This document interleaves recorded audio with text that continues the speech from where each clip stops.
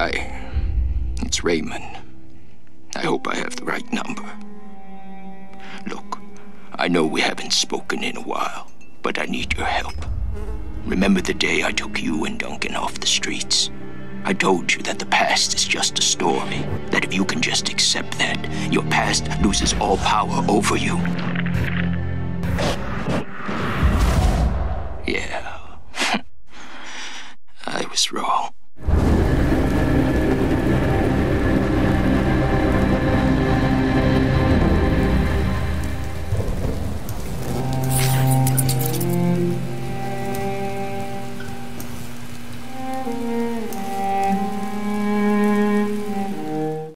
Hey everybody, we're back. So, it is time to leave.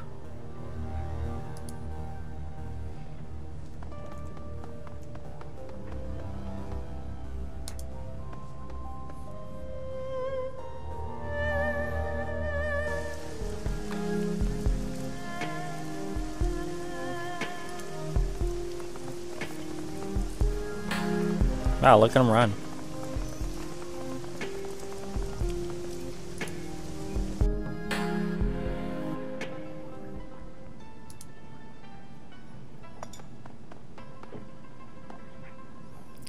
This place reeks of stale cigar smoke and fresh urine.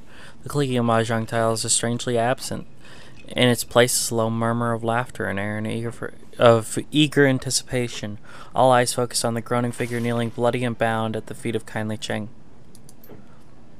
She beckons to him with a finger, and he struggles toward her. The loud rustling of the plastic tarp crackling under his knees as he moves. His pants are wet with fear. Torch lies on the table at Cheng's right hand.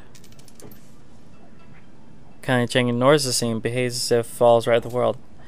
How did you sleep, my little one? Let's go with fine, thanks. What's with the guy on the floor? She indicates the kneeling man with an incline of her nose. Shit, but here is a plainclothes cop. He snuck into the area last night while you were sleeping, hoping to find you and kill you before his competition could get you first. My men found him outside the trawler you were sleeping on. They saw to it that your rest was undisturbed and your location remained a mystery. She nods her head back towards the pillar of meat standing before her. You can thank Mr. Bale for that.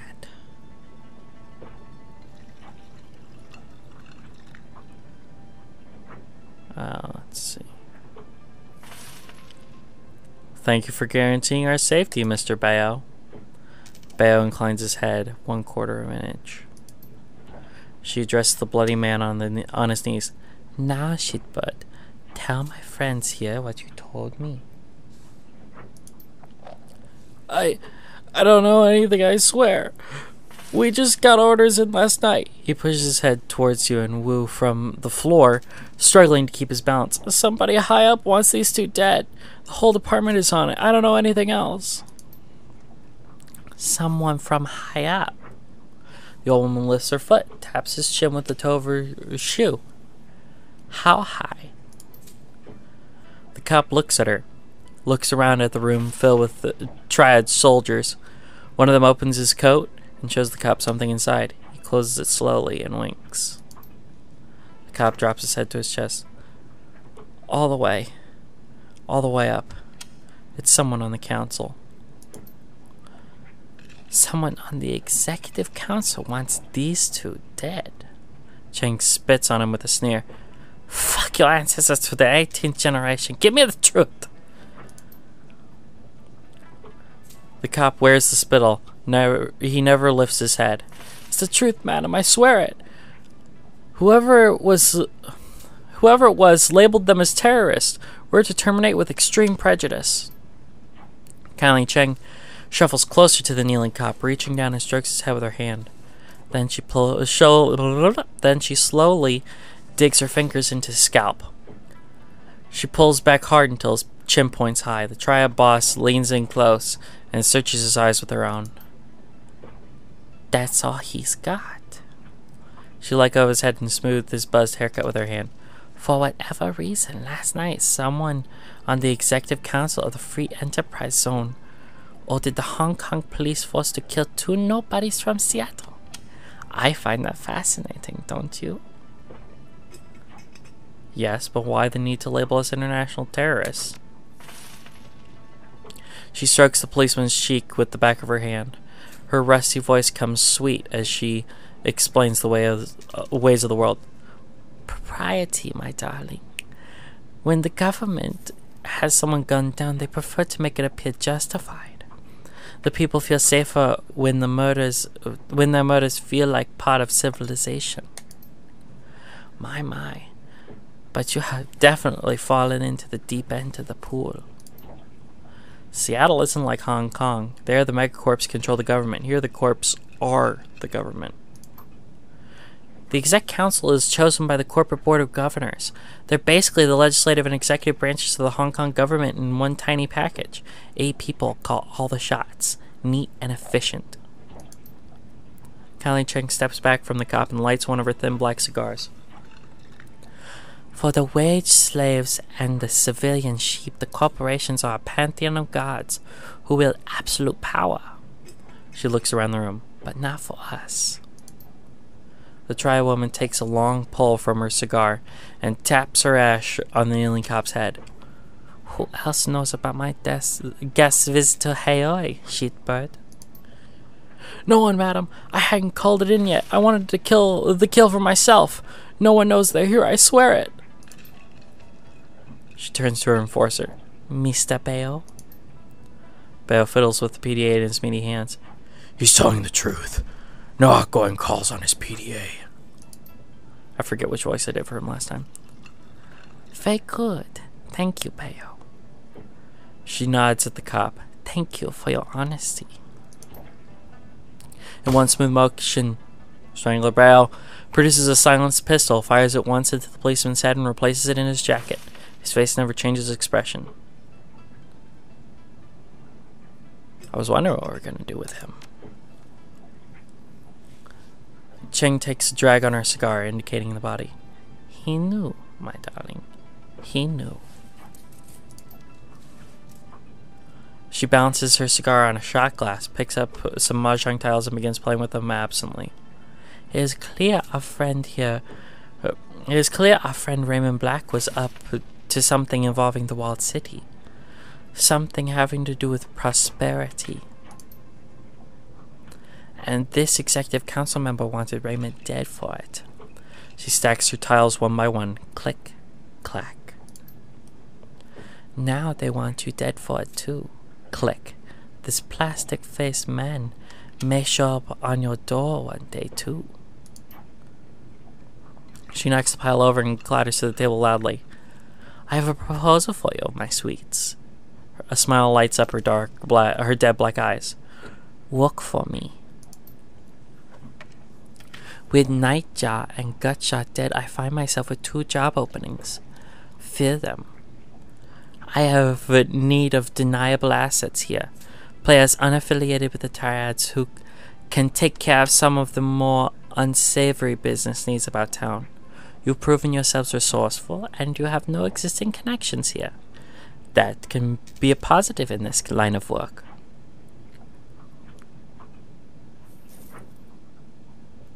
Shadowrunners, huh? What a surprise. Yeah, you called it a lyric. In exchange, I will keep you safe from pests like this one. She nods at the body on the floor. The pool of blood on the plastic wrap continues to widen. You'll have safe harbor here in my town and a steady source of income. She picks up a handful of tiles again. And while you dip your toe in the waters of corporate espionage, organized crime, and clandestine mercenary actions, I will employ my network to find the plastic-faced man and gather information about Raymond Black. Where he's been, who he's talked to, who stood to gain from his death, and what this prosperity could be. Putting out a lot of effort to help a pair of foreigners. Not foreigner, my sweet. Valued business associates. I I need to learn who killed one of my clients and then ordered the cops to execute my team of Shadowrunners. Her voice drops and becomes deadly serious. This is a brazen disregard of my power. Face dictates it must be confronted, or I stand to lose everything.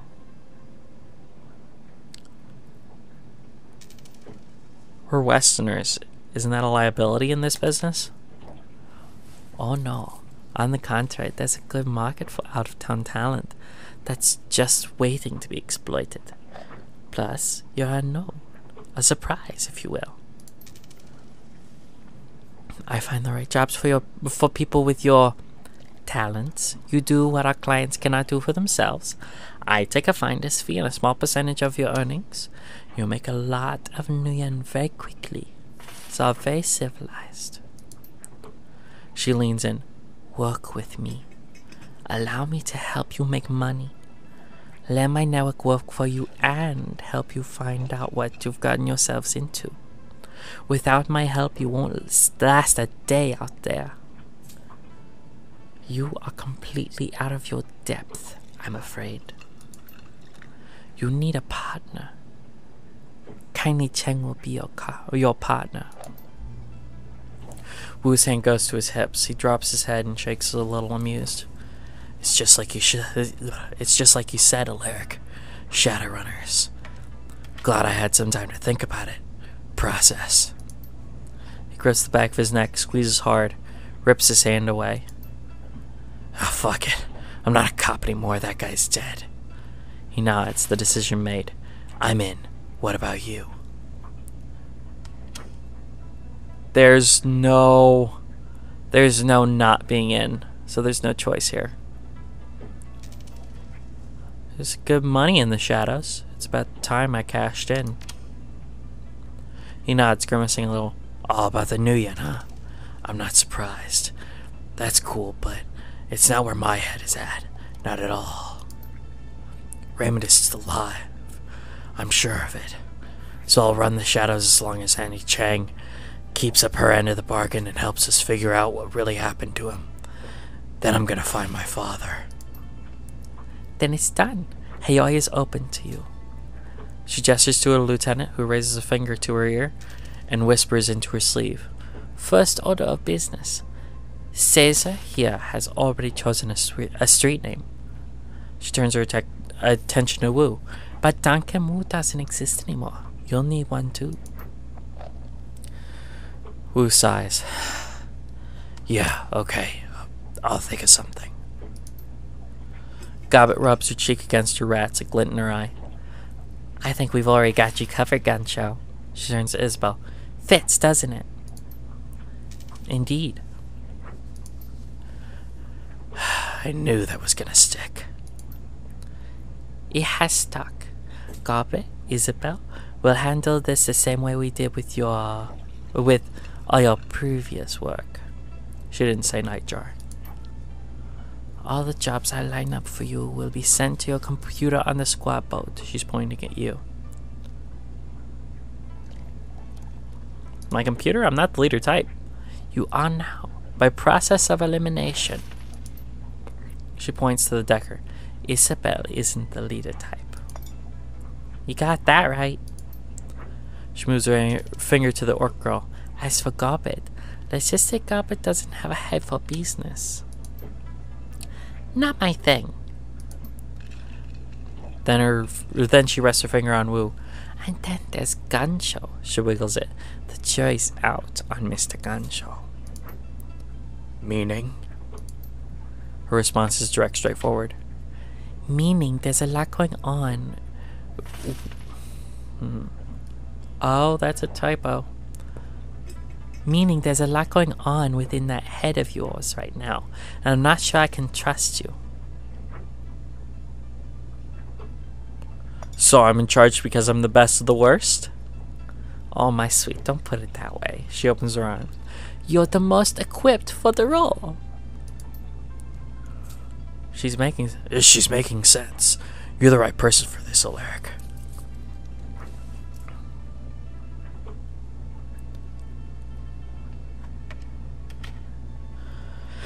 I had a handle back in the Barrens.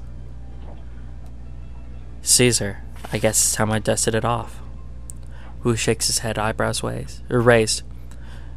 Gonna be weird calling you Caesar again. Haven't called you that since we were kids.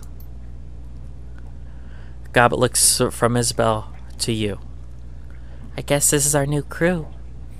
The rat on her shoulder scurries to the top of her head for a better view. Welcome to the shadows, Caesar. Hooray! Now I am the leader of the group. Crew advancement available. As you lead your team through the shadows, your companions will continue to develop and learn new combat skills. Clicking the icon in the lower right corner of the screen will open the crew advancement menu. When the icon is highlighted, one or more of your companions is eligible to learn a new combat skill. With each advancement level, you may choose one of two possible combat skills for your runners. Choose wisely.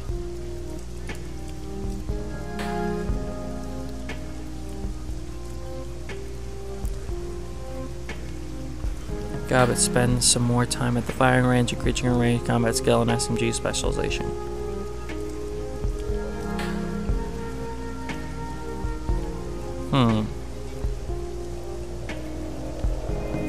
Increase skill or a never. I don't know. I think I'm gonna go with this.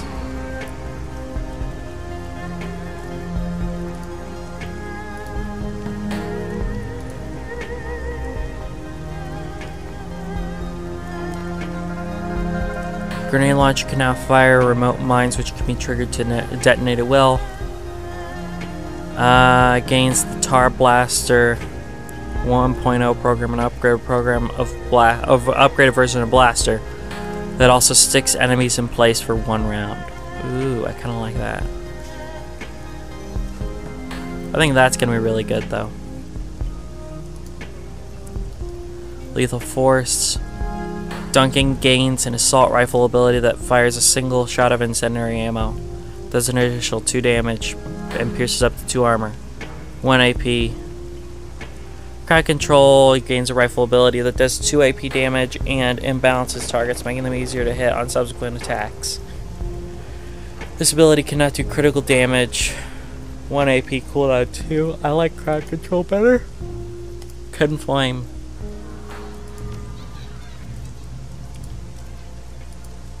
Yeah, they're all taken care of.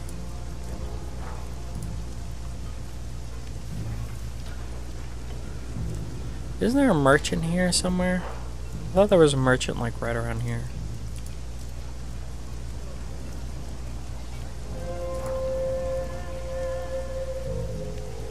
Maybe it's nighttime.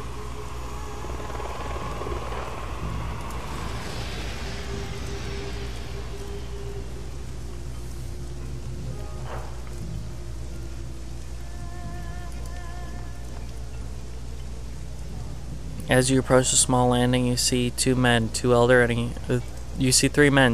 and a younger man, hunched over a go board. The juxtaposition of the 2 white-bearded men and the black-haired man is almost comical. Together, the 3 resemble the small black and white stones of their game.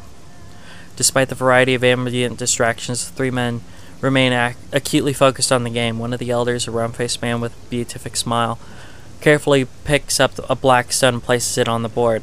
His opponent snorts, and a small smile flashes across his long face. Almost carelessly, he snatches a white stone and deposits it on the board. The smiling man groans, and the long-faced one proceeds to collect several black pieces off the board. You got me there, Jin. Oh, I don't know. You got me there, Jin. That's fine. He laughs, a pleasant full sound. As it trails off, he spots you watching the game. A broad smile brightens his cheek. Why, there we go. Why, hello there, young man. Something you need? The long-faced man gives you a cursory look and continues to collect black stones. Just a gaka, Shio. It's your turn.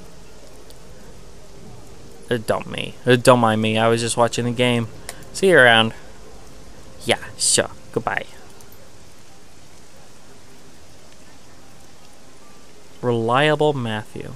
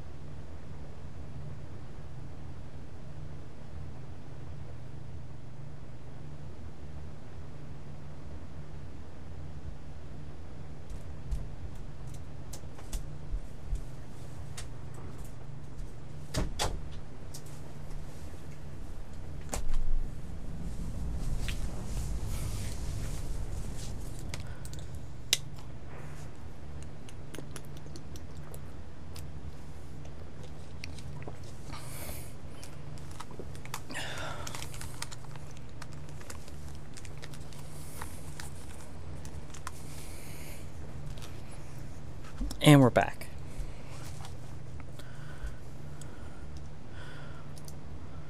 Am I on the right ship?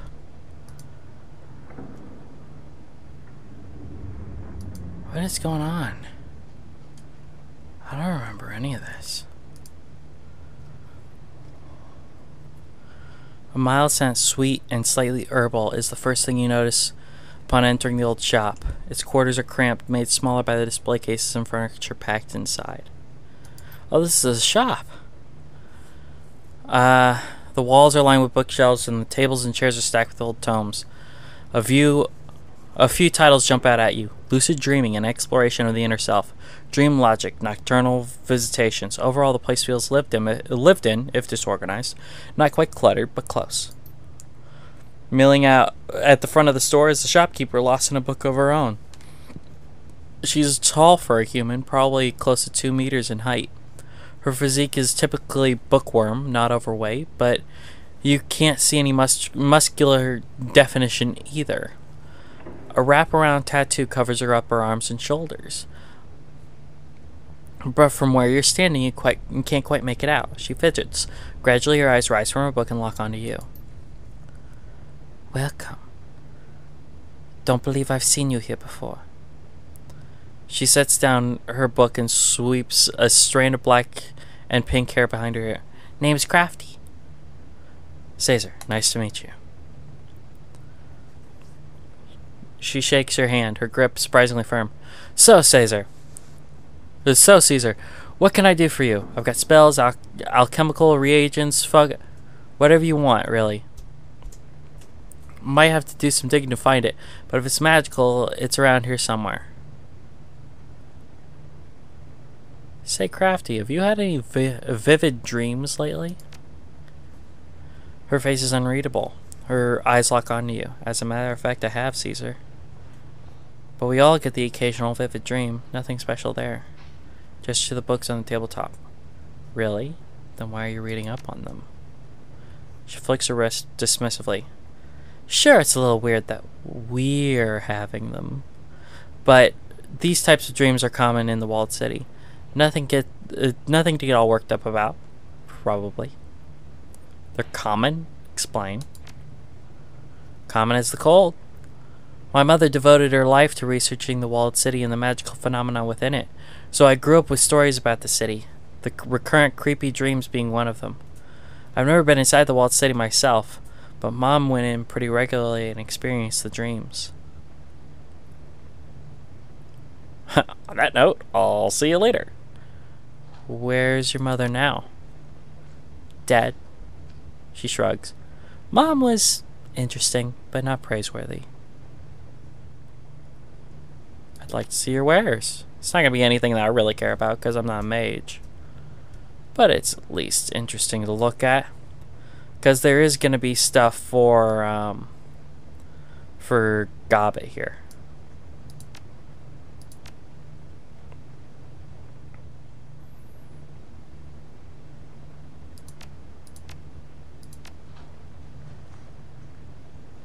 Huh.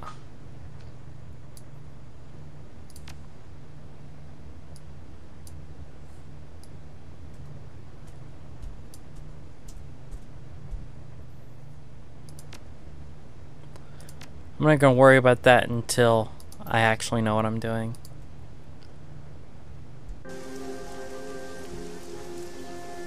Oh, my boat's over here.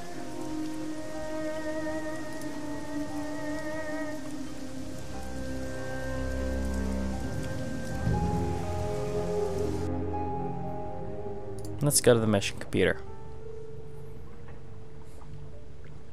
Workstation and mission computer. Cool blue tones of the workstation's main screen fill the screen. Main menu fill the screen. A blinking message in the upper right corner notifies you of 6 unread messages. So read the old messages. Oh. Check inbox. Welcome to Hayoi. On behalf of your friends of the Hayoi Chamber of Commerce and the Swiftland Mahjong Parlor, I welcome you to the community of Hayoi and to our new business venture.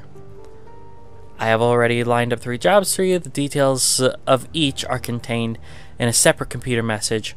Remember to check your messages often, as I will update you with new opportunities as they occur. Your mission computer. From Isabel. Hey Caesar, I've set up your mission computer to automatically collect and collate news reports, information, and media that might be of interest to you. Some of the keywords I've been trolling for are things like Raymond, Duncan, Walled City, etc. I also patched in a permanent link to the Hong Kong shard of Shadowlands BBS. It's a great place to connect with other runners, sell pay data, get news from the streets, and so on. Don't be shy about taking a look. Isabel. Resources. I've been instructed to inform you of the various suppliers present in Hanoi. Auntie Chang has cultivated a commercial district of well-stocked and trustworthy vendors. Whoever you choose to do business with, you will be in good hands.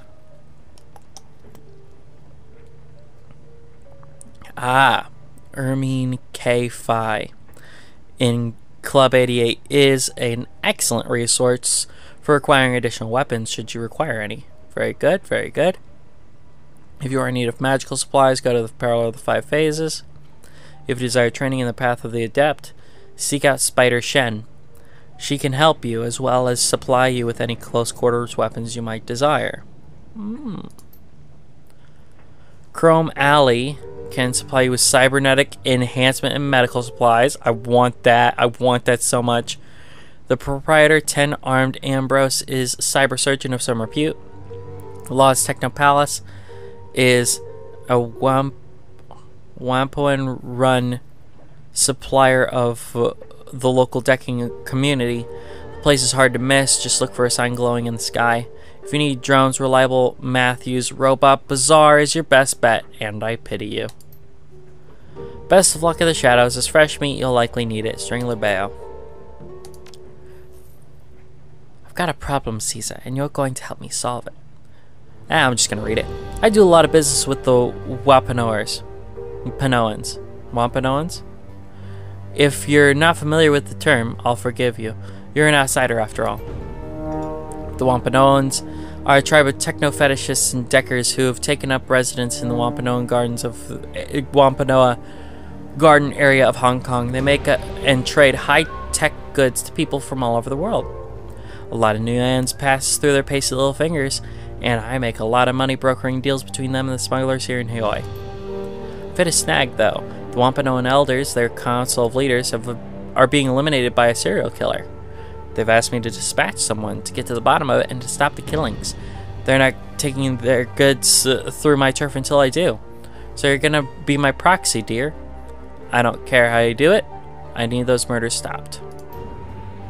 The Wampanoans have delegates. The Wampanoans have a delegate in Hanoi by the name of Maximum Law. Speak with him if you wish to know about Wampanoa. He's got a big mouth and he knows very little of importance.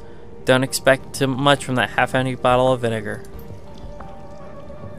You get your ass down to Wampanoa Gardens and talk to the elders. Lie, cheat, and steal if you have to.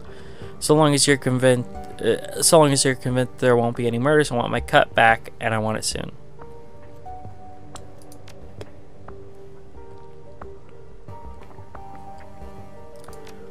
Before we do any of this stuff, I'm gonna go and buy some crap, because I got money.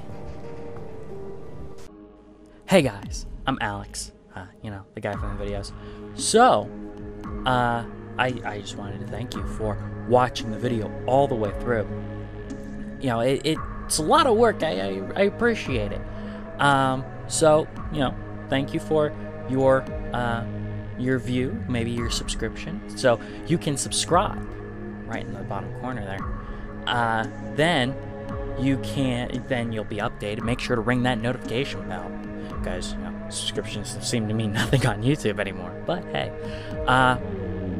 so then over here you'll see a video that you might like, since you watched this video all the way through. Other than that, have a great day. I hope that you watch more. I'd love to see you again. We do stream, so keep an eye out for that. Announcements will be on the channel, my Twitter, all that stuff. All the information is on the overlay. Other than that, enjoy your stay on 6th Street.